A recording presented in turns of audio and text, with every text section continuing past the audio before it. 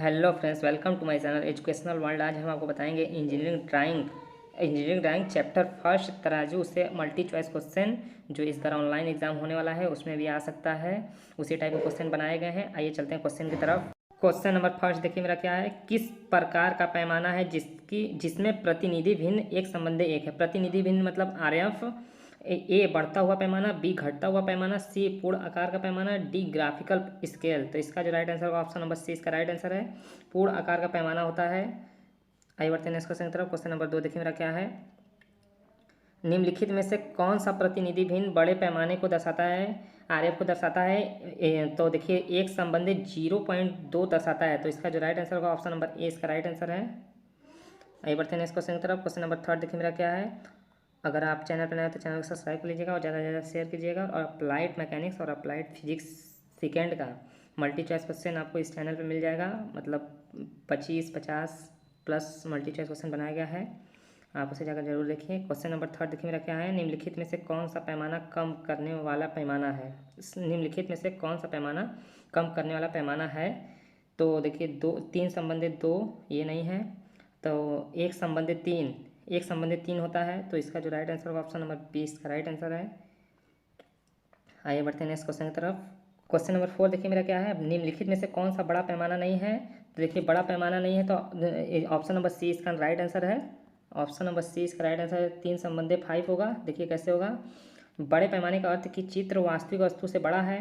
मतलब बड़े पैमाना पूछा है तो वास्तविक वस्तु से बड़ा है। अतः प्रतिनिधि भिन्न आरएफ एकता से बड़ा होगा। पैमाना को कम करने के लिए प्रतिनिधि अंश एकता से कम होगा। आइए बढ़ते हैं इस क्वेश्चन की तरफ। क्वेश्चन नंबर 5 देखिए मेरा क्या है। निम्नलिखित में से कौन सा पैमाना ना तो बड़ा है और ना ही कम करने वाला पैमाना है। तो ना ही बड़ा है ना ही कम करने वाला पैमाना है तो एक संबंध एक होगा। जो इसका राइट आंसर होगा ऑप्शन नंबर डी इसका राइट आंसर है। ऊपर आपको बताए भी थे ना ही ये वाला क्वेश्चन। आइए बढ़ते हैं इस क्वेश्चन की तरफ। क्वेश्चन नंबर 6 मेरा देखिए क्या है। एक स्केल जिस ड्राइंग शीट पर संख्यात्मक रूप से दर्शाया जाता है तो कहलाता है। तो देखिए कहलाता है ड्राइंग शीट पे संख्यात्मक रूप से दर्शाया जाता है तो कहलाता है। तो देखिए इंजीनियर स्केल कहलाता है। इंजीनियरिंग स्केल कहलाता है। तो ऑप्शन नंबर 20 का राइट आंसर है। आइए बढ़ते हैं नेक्स्ट क्वेश्चन की तरफ। क्वेश्चन नंबर 7 मेरा देखिए क्या है।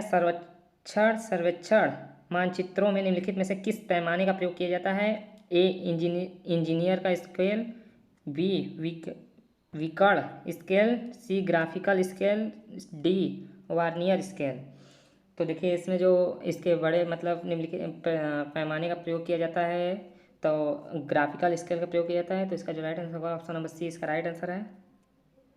आइए बढ़ते हैं नेक्स्ट क्वेश्चन की तरफ। क्वेश्चन नंबर 8 देखिए मेरा क्या है।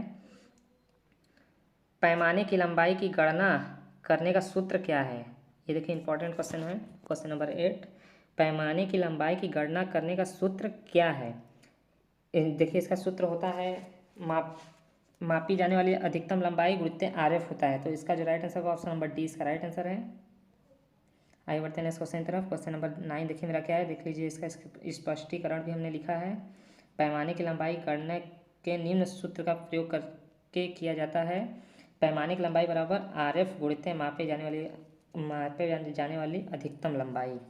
आइए बढ़ते हैं नेक्स्ट क्वेश्चन की तरफ। क्वेश्चन नंबर फुट और गज का एक सादा पैमाना तैयार करने में प्रथम भाग का कितना उपखंडों में बांटा जाता है। कितना उपखंडों में बांटा जाता है। तो देखिए 3 उपखंडों में बांटा जाता है।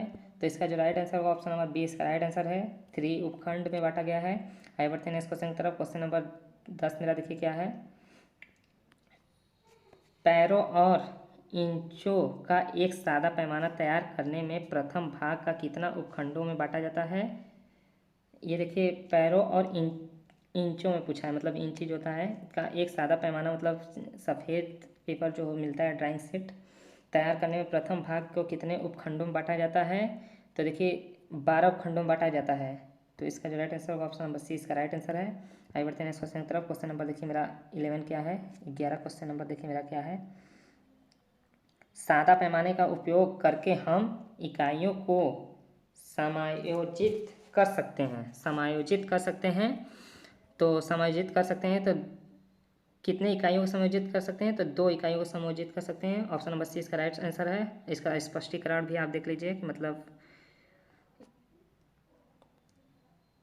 सादा पैमाने का उपयोग करके हम दो इकाइयों को समायोजित कर सकते हैं। उदाहरण देखिए, यार्ड और फीट। यार्ड और फीट होता है। आइए बढ़ते हैं नेक्स्ट क्वेश्चन की तरफ। क्वेश्चन नंबर देखिए मेरा 12 क्या है। RF निरूपक भिन्न जो ऊपर हम लोग देख रहे थे वही है। RF पैमाना हमेशा होता है। A 1 से कम, B 1 के बराबर, C 1 से बड़ा, D उपरोक्त सभी। तो देखिए उपरोक्त सभी होगा। ऑप्शन नंबर डी इसका राइट आंसर, करेक्ट आंसर है। देखिए 1 से कम भी होता है, 1 से बराबर भी होता है, 1 के बराबर भी होता है और 1 से बड़ा भी होता है।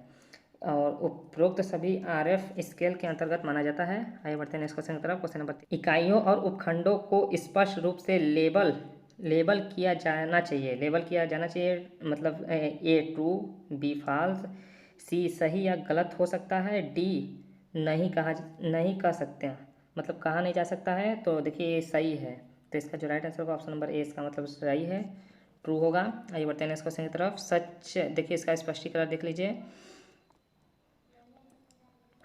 सच है, इकाई और उपखंडों का स्पष्ट रूप से लेबल नहीं किया जा सकता है, उसके बराबर नहीं किया जा सकता है। आइए बढ़ते हैं नेक्स्ट क्वेश्चन की तरफ। क्वेश्चन नंबर 14 मेरा देखिए क्या है। एक लंबे खंड छोटे डैश और दूसरे लंबे खंड के साथ खींची गई रेखा एक है। साथ रेखा खींची गई एक रेखा है। तो देखिए एक छिपी हुई और एक सिलेंडर की केंद्र धुरा होता है, धुरी होते हैं। तो इसका जो राइट आंसर होगा ऑप्शन नंबर सी, इसका राइट आंसर है। आइए बढ़ते हैं नेक्स्ट क्वेश्चन की तरफ। क्वेश्चन नंबर 15 मेरा देखिए क्या है। एक आयताकार आकार और फिर उपकरण बनाकर एक बेलन बनाया जा सकता है।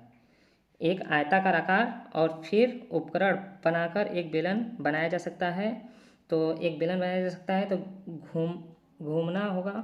ऑप्शन नंबर ए इसका राइट आंसर है, इसलिए कि बेलना जो देखते हैं आप मतलब सर्कल में होता है, इसलिए इसका राइट आंसर होगा ऑप्शन नंबर ए, घूमना। क्वेश्चन नंबर 16 मेरा देखिए क्या है। आमतौर पर एक आर्किटेक्चर ड्राइंग का उपयोग की जाने वाली इकाई पर सेट होती हैं, इकाइयों पर सेट होती हैं। तो देखिए कला होती हैं, कला सेट होती हैं। तो ऑप्शन नंबर ए इसका राइट आंसर है। आइए बढ़ते हैं नेक्स्ट क्वेश्चन की तरफ। क्वेश्चन नंबर 17 मेरा देखिए क्या है। पट्टिका एक भाग के कोने पर एक गोलाकार सतह होती है।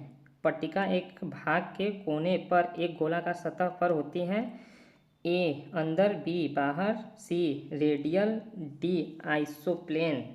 तो इसका जो राइट आंसर होगा ऑप्शन नंबर ए, इसका राइट आंसर है, अंदर होगा पट्टिका का। एक क्वेश्चन नंबर 18 देखिए मेरा क्या है। इस प्रकार के चित्रों के समान ही तिरछी रेखा चित्रों का आयाम दिया जाता है तो आइसोमेट्रिक दिया जाता है। तो इसका जो राइट आंसर होगा ऑप्शन नंबर 20 का राइट आंसर है, आइसोमेट्रिक। आइए बढ़ते हैं मेरा देखिए 19 क्या है। समस्याओं को हल करने के लिए संगठित और व्यवस्थित दृष्टिकोण के रूप में माना जाता है। तो देखिए समस्या को हल करने के लिए संगठित और व्यवस्थित दृष्टिकोण को माना जाता है, तो डिज़ाइन प्रक्रिया को माना जाता है। तो इसका जो राइट आंसर होगा ऑप्शन नंबर 20 का राइट आंसर है।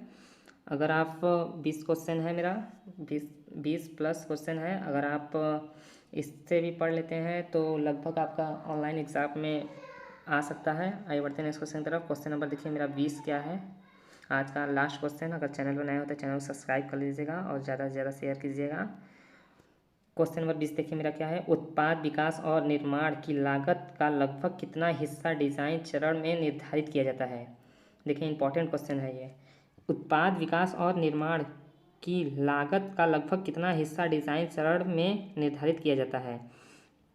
तो देखिए 70 से 80% निर्धारित किया जाता है। तो ऑप्शन नंबर सी इसका राइट आंसर है।